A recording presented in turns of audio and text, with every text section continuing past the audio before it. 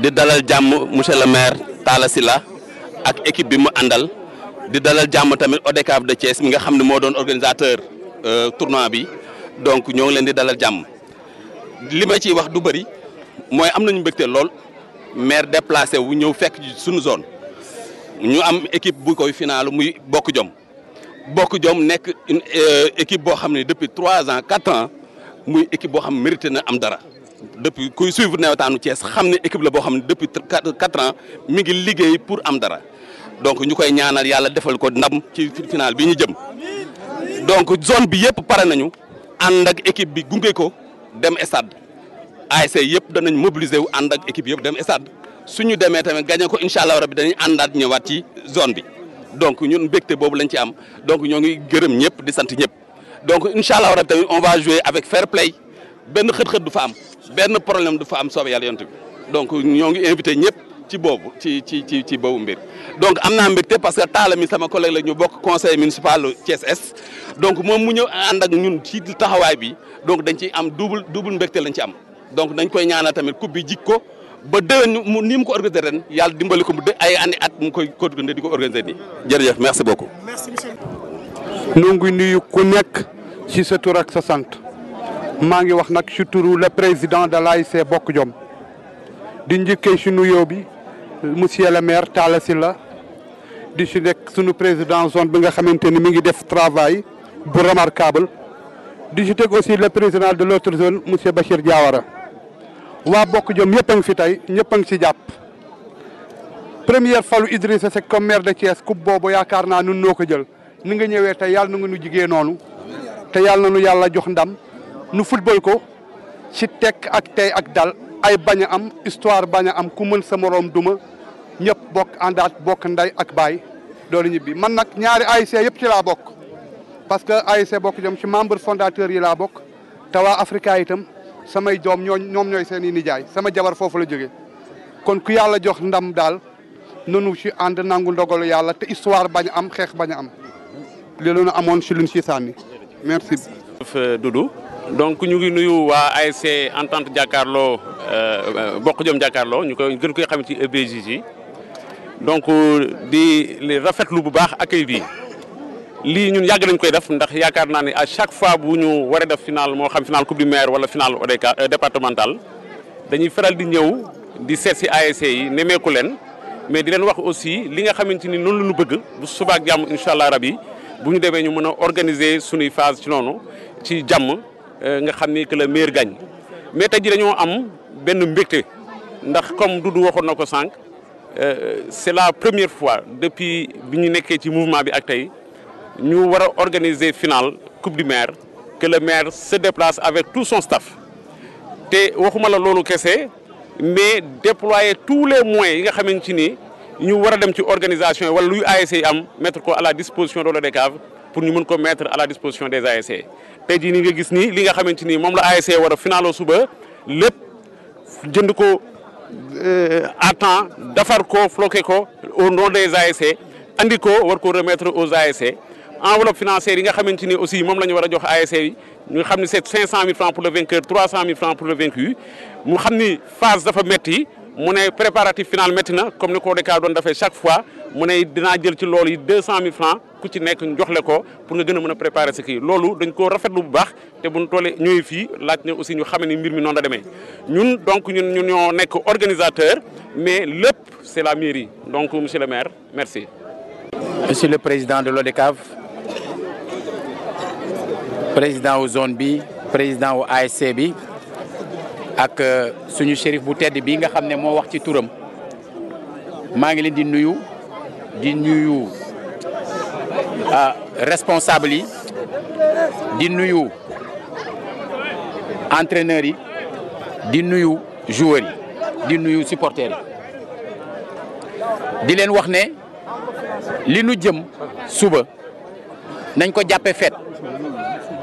muy feetu jeunesse su Thiès maanaam li ñu jëm suba du guerre fête la ndam nag nit da koy bëgg di ko wut di ko sàkku moo waral ngeen di daje ci terrain bi di tàggat seen bopp te lu jaadu la ni ngeen koy wutee lu rafet la te kenn ku ci nekk dañu lay ñaanal suñu borom defal la tawféex li nu bëgg rek mooy xam ne bii day romb yeneen day ñëwaat maanaam lu ko nit ki bëgg-bëgg kenn koy jël kon bu fekkee ne nit jàpp na ni su ko jëlul rek àdduna tukki na kon xam nga du ko jar ci biir sañ-sañ bi ku nekk am di sàkku ndam li ñëw ci moom di ko sàkkoo ci ñaan di ko sàkkoo ci ay waxtaan di ko sàkkoo ci tàggat loolu yëpp nag ñun ci la ñu wéeru pour wax leen ne na ngeen ci jàpp pour rafetal lépp ñu àndandoo koog yéen rafetal ko ba bu ñu ci jógee Thiès xam ne am na jeunesse bu responsable am na jeunesse bu xereñ boo xam ne am na ci ñoo xam ne bu ñu duggee ci terrain nga xam ne ñii ñu xam bal lañu. seen naa fi léegi Modou Diagne waaw amoon na ay jamono daanoon ko seetaan moom ak ñeneen ñoo xam ne ñi ngi fi ah voilà mu ngoog léegi am na ñeneen ñoo xam ne ñi ngi fi parce que man année bi may def entrée en sixième ci koñ bi laa dëkkoon donc xam naa fi ñu bëri ñoo xam ne ñi ngi fi yàgg na noo jullee ci jumaa ji yàgg na noo doxantu ci boor bi donc forcément ci sunu xol dina am loo xam ne danañ ko bokk ak yéen waaye li nu war ñun en tant que maire de la ville mooy nekkal ñëpp xam nga tey ku nekk ci këram am ay doom yu bëri am na koo xam ne xëy na mën na toog ci xolam mu gënal ko waaye sañul feeñal ko parce que su ko feeñalee bu kër gi tasee moom moo ko def donc am na loo xam ne yëfu biir la dañu Alaaji Baara daf ma daan wax ne baatin ak butita yem baatin mooy li nëbbu ne ci biir rek ay tax mu jariñ parce que xam nga butit moom mu newatul ci biir amul njariñ loolu moo tax suñu wàllu bëgg-bëgg dañ koy denc di ñaan yàlla mu mottali yéene ku nekk li ci des nag mi ngi ci kanam lii nag yéen a ko moom waaw lii nii yéen a ko moom xëy na dafa jaare ci ñun rek ñëw ci yéen li nga xam ne moom mooy enveloppe bi aussi mu doon benn avance ci liy ñëw parce que bu ñu waxee ki gagné dina am 500000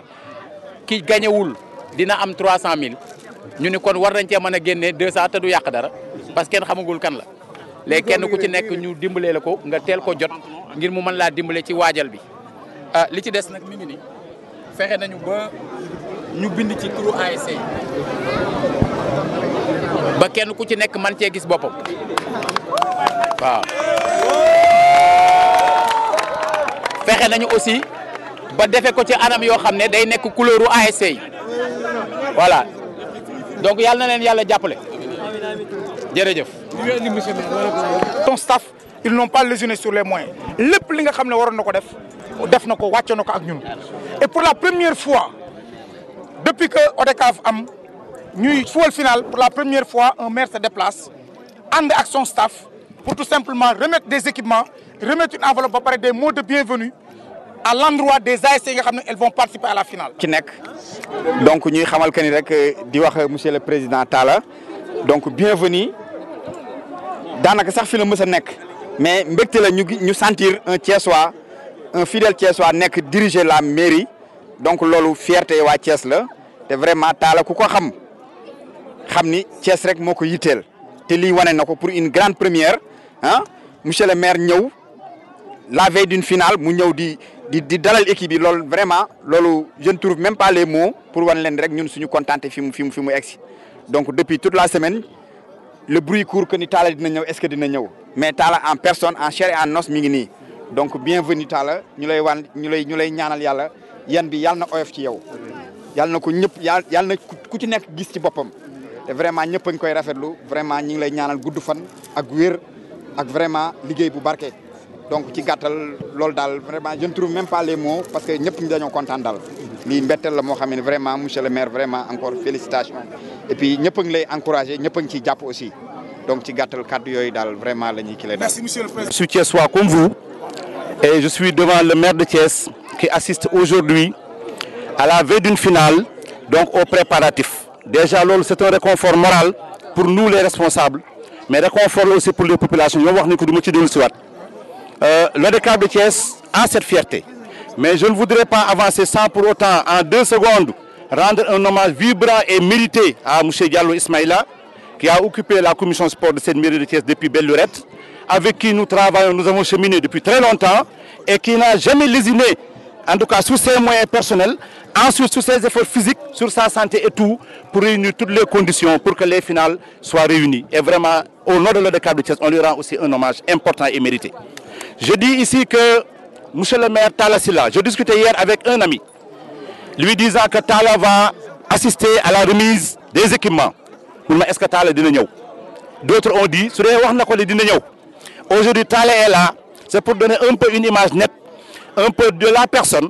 Donc il est là, je crois que c'est important. Personne ne l'avait jamais fait avant lui. Il l'a fait et je crois que c'est la bonne direction. D'être en contact direct avec les populations qui sont là et qui vivent les réalités. Ousseynou Diawara a dit tout à l'heure que nous sommes trop pour Diop. Depuis, on a senti la rupture. Et il faut dire que c'est réel. Depuis quelque temps, on sent une volonté affirmée d'accompagner Nyom Ismaël Diallo, New York Commission, qui mirmi sorti avec pragmatisme, dextérité et beaucoup d'humilité. Et je crois que c'est l'occasion de le dire devant les populations. Man Douma Gewoluken, je suis fonctionnaire de l'État ici à Thiès. Je suis dans le mouvement associatif. Je travaille. Mais quand je dis la chose, c'est parce que la chose, elle est là et elle est telle comme telle. Et ça, c'est extrêmement important. Nous allons vers d'autres joutes. Nous avons accompagné Africa l'année dernière à Hambourg. Nous avons cheminé avec Africa dans le compte des phases départementales. Il y a 2 ans, 3 ans, Africa était encore présent. Si elle revient, c'est parce qu'il y a un travail qui est fait au niveau d'Africa. Et c'est l'occasion aussi de le dire et de rendre hommage à Africa, à la zone et certainement au football thiessois. Je dis que c'est une occasion qui nous permet à travers l'ODCAV et tous ces membres qui sont là, le chargé de la communication est là, M. Alsan Dion, le secrétaire général est là, M. Birania, le président de la commission sportive Bassirou Sey est là dans la délégation. Donc je dis que c'est une forte délégation de l'ODCAV qui est là avec la mairie pour s'associer à la fête. Je veux rappeler, pour terminer très rapidement, qu'on a coutume ici de le dire, Africa Degninko Bataille, l'ODCAV est à cheval sur les textes. Nous allons vers un match de football, une finale c'est une fête. Mais une fête, vous avez des chartes. L'ODCAV, comme nous l'ODCAV est toujours derrière la mobilisation. Et on a dit c'est une finale, il faut qu'elle soit populaire. D'accord, mais il faut que nous fassions des yar, des teranga, des fair play. Et je crois qu'Africa, il faut que nous fassions fête. Il faut que nous fassions aussi, si nous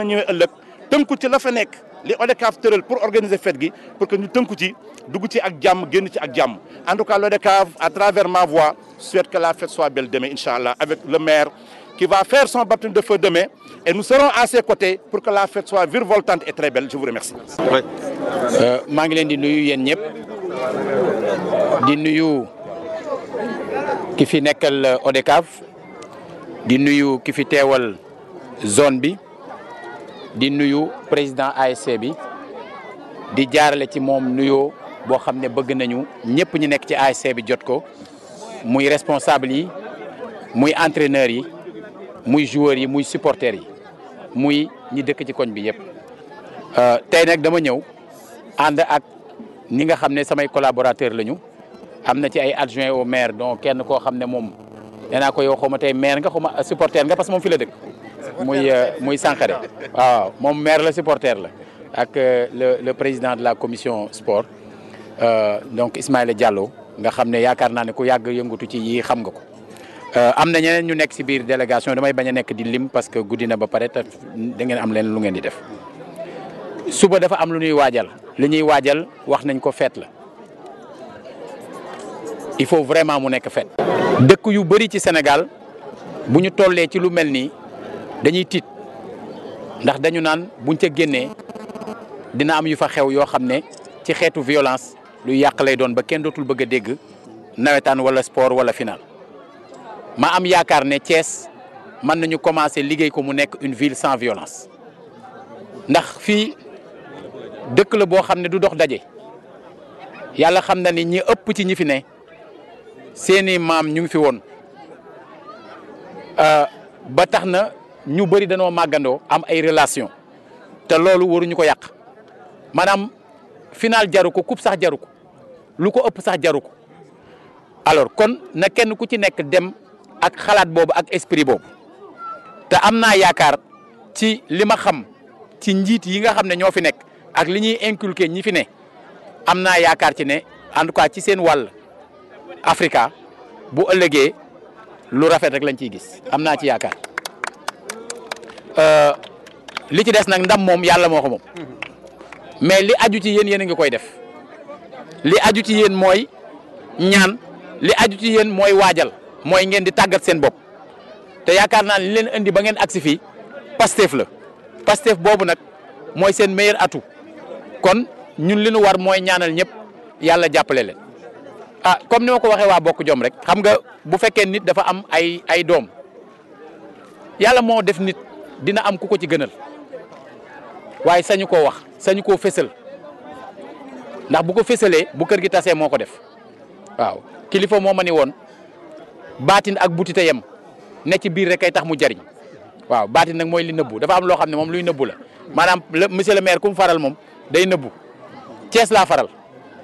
te am naa yaakaar ne ku gagné yaay Thiès ku gagné yaay représenté Thiès ku gagné wulit yaay Thiès ndax boo amul woon Pastef boo sonul woon boo deful woon lu bëri doo àgg fi kon yàlla na yàlla jàppale ñëpp ba suba buñ ko defee ñu ne ah jeunesse su Thiès de daje nañu ànd ak seen i wayjur ànd ak seen i mag ànd ak seen i jigéen seen i góor seen i xale àndandoo nañu wone ni ñoom ñoo bokkub dëkk te dëkk bi bëgg nañ mu baax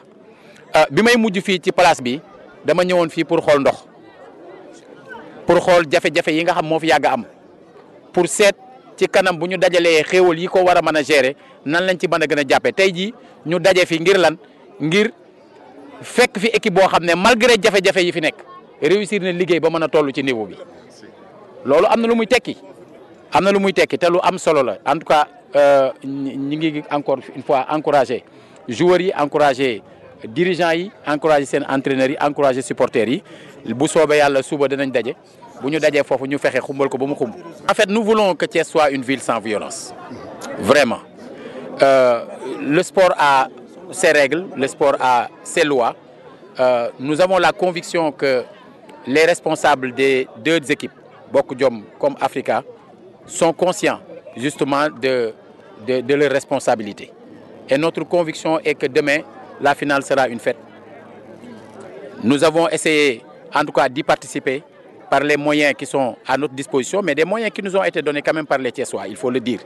Ce n'est pas le maire qui vous remet aujourd'hui des équipements sportifs. Ce n'est pas le maire qui vous remet en fait une enveloppe financière de sa poche. Ce sont les populations thiessoises qui se sont cotisées pour vous permettre aujourd'hui de disposer de ces moyens-là. Il faut le dire et il faut le rendre cela. À mon avis, donc, c'est sur cette base-là qu'il faut comprendre que les deux équipes ne peuvent pas demain être à l'initiative d'une violence qui pourrait coûter cher à ces populations qui leur ont déjà permis aujourd'hui de jouer dans les meilleures conditions. Nous sommes tous des Thiessois. Au-delà de la finale, nous resterons des Thiessois. Nous avons toujours eu des liens de parenté, d'amitié, de voisinage. Nous devons les préserver. Faisons en sorte que demain, la fête soit belle. Et ma conviction est qu'elle sera belle. Et que la meilleure équipe gagne. Merci.